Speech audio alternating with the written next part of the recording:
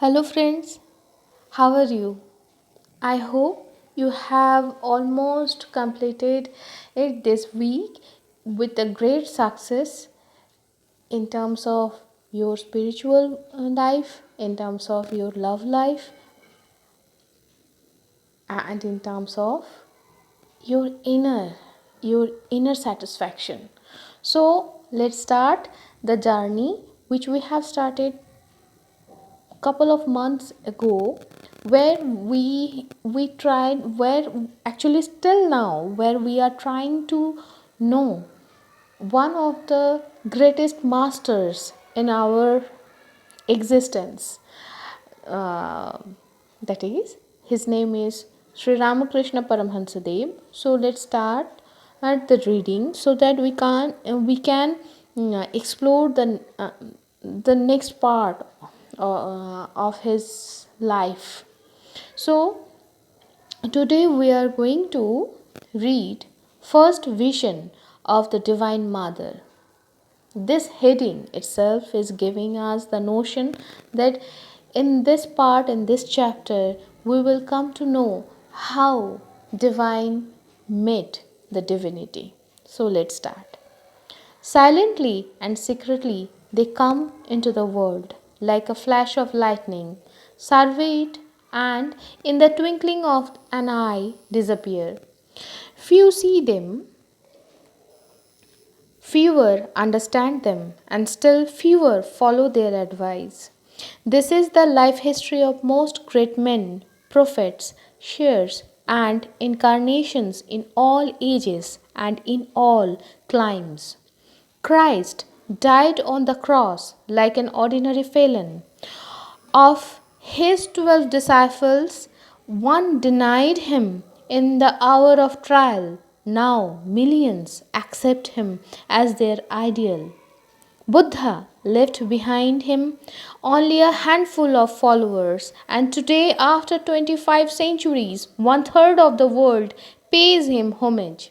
Yet why? Why should we wonder at the world's lack of comprehension? How can we understand them with our limited vision? The strong alone can understand strength. It is not the bandor fowl, but the elephant that understands the lion.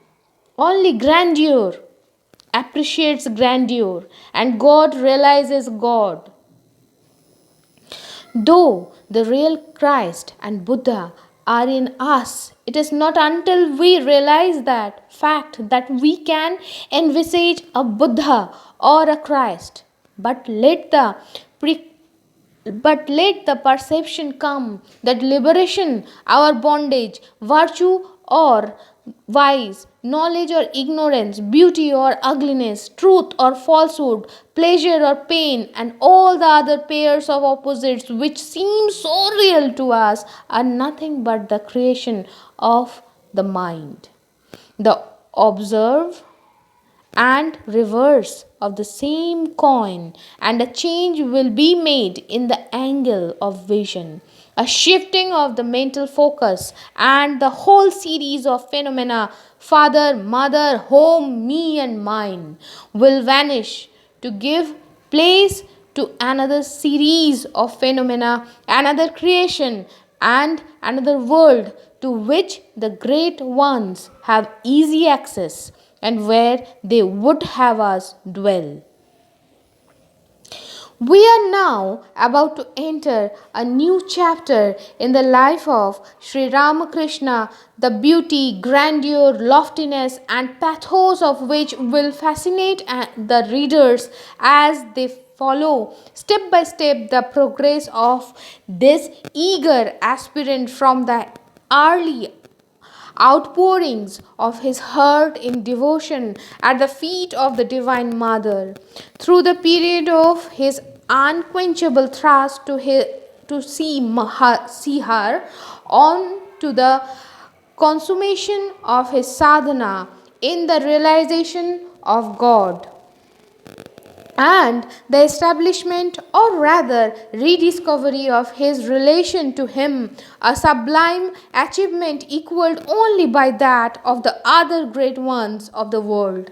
We wish we might be able to express an infinitesimal part of his throbbing renunciation, tremendous sincerity, and passionate search for God. So great was his yearning for God that 12 strenuous years passed in a state of divine intoxication, during half of which period he did not close his eyes in sleep, unconscious of hunger, thirst, or any of the cravings of the body or of the things happening around him. Sri Ramakrishna, during that period of sadhana, was almost like a madman. Day after day, month after month, year after year, he was immersed in the depths of that intense spiritual fervor. Sri Ramakrishna was appointed priest of the Radha Govinda temple. Mathur found that his mode of worship was different from that of the ordinary Brahmins, in that he looked upon the image as the vertebral representation of God and treated it as such. When he sat down to worship, a curtain of oblivion separated him from the outside world. He was totally unconscious of the presence of those who usually gathered to attend the services. Sometimes he would sit motionless for hours, being recalled with difficulty to ordinary consciousness. While uttering the various mantras, he would distinctly see those phenomena which to the ordinary priest were but phantoms of the imagination. Thus, while chanting the mystic syllable Rang, which directed the priest to conceive of a wall of fire around him, Sri Ramakrishna really found himself in the midst of a circle of fire, guarding himself and the place of worship from all evil influence. He could actually feel the mystic power called the Kundalini, or the coiled up, rushing from its place of rest to the lower extremity of the spinal column cha- along the channel of the Shushumna to what the yogis called the Sahasrasara, or the thousand petaled lotus of the brain, and could visualize it passing on its upward way through the six centers of the body in the spinal cord, turning the hanging buds on the lotuses into erect full blown flowers. The radiant glow of his face at the time of worship, his deep concentration, and the atmosphere of purity about him suggested to the onlookers the idea that the very spirit of Brahmanhood, as described in the sacred books, was being manifested there. None had ever seen such intensity of feeling and devotion. Sri Ramakrishna adapted himself to his new station and forgot everything else. Ramkumar was gratified for it, gave him time to direct his attention to the, welfare of the family. Besides, he felt that his end was approaching, and if one of his brothers succeeded him, the future of the family would be assured. But he was troubled by Sri Ramakrishna's love for solitude and growing indifference to the world. He hoped that it was a passing mood and that he would begin to take part in the festivities of Kali temple instead of passing his leisure hours in the thick groves of the temple garden, sitting silent under a tree far away from the bustles or oars, still taking long solitary walks in the quiet of the early morning or before dusk.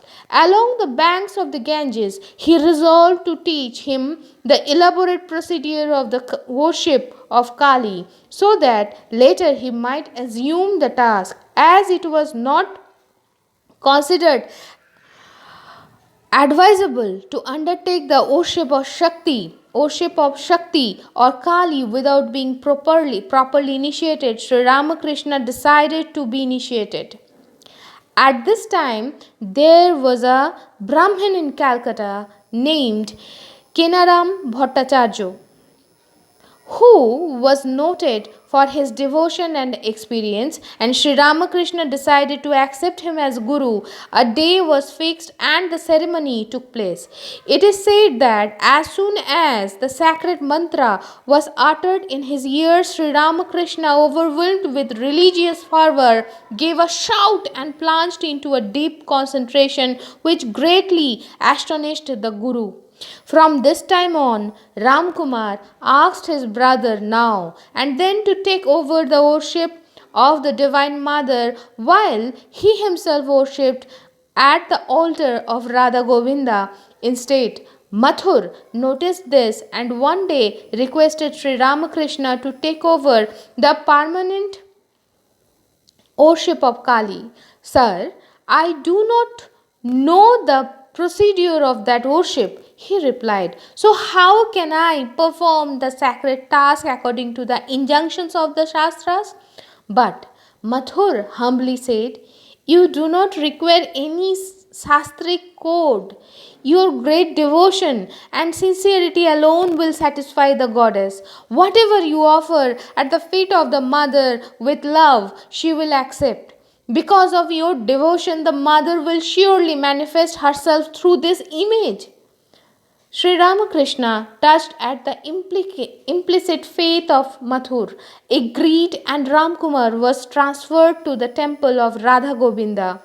Ramkumar was aged now, and the sustained labor at the temple garden was telling on his health. He decided to go home for a change. Mathur agreed to engage Hriday for a few months during Ramkumar's absence, and the latter arranged to start home as soon as possible.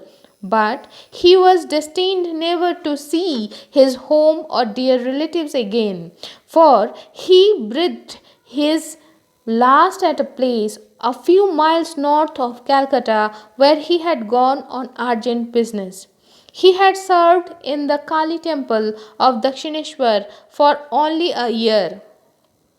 The death of Ramkumar left an indelible impression upon the mind of Sri Ramakrishna.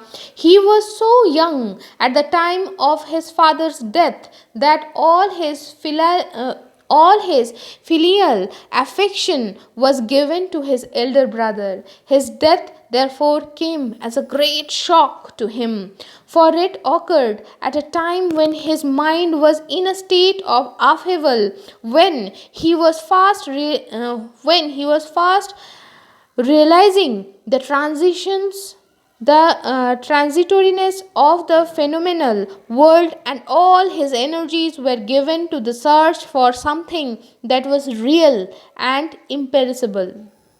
Convinced that man could transcend all miseries and evils and reach immortality only by knowing the sweet and perennial fountain of all bliss, his yearning to realize God and the pangs of separation from him became inexpressible.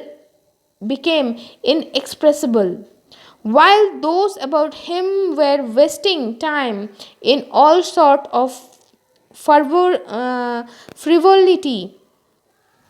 sorry for my pronunciation, of frivolity, he was burning day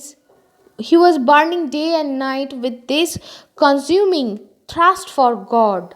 It was at this time that he was asked to conduct the service of the Divine Mother. After his initiation, Kali became his favorite deity. Every day at the time of worship, he decorated her image with flowers and sandal paste. To him, it was not inert stone but Mother herself. All who have seen it agree that the lovely figure, with its divine expression, is a rare piece of sculpture. The Mother wears a gorgeous Benarasi cloth and is decorated with precious ornaments from head to foot. From her neck hangs a garland of skulls, and round her waist is a girdle of human arms made of gold. In her lower left hand, she holds a decapitated human head, also made of gold, and in the upper a sword. With her lower right hand, she offers boons to her devotees. With the upper is symbolized fear nothing, Borabhoy Mudra. The skulls and the sword represent her terrible side, and her right hands offering boons and fearlessness, the benignant side. She is both terrible and sweet, like nature, alternately destroying and creating. This is the mother whom Sri Ramakrishna worshipped, the preserver as well as the destroyer. But to him she was ever the affectionate mother, the repository of all blessedness and power, sweet, tender, and full of motherly solitude. The mother who, with loving care, protects her devotees from harm. To her he offered a wholehearted devotion, regarding her as the only true guide in darkness and confusion. So today I am going to rest here, and in the next week we will complete this chapter so that we can understand what happened next after the initiation, after the diksha, actually what happened next. So till then I must pray to mother goddess, or whatever form you are in, you are with the almighty. I must pray to that almighty that he must or she must keep us in touch with this realization that almighty is there for us, there for us. So thank you for listening, and I must say thank you for listening, and that's it. I have only one word for you all people: thank you. Be blessed, be happy, and be healthy. Shubhamastu.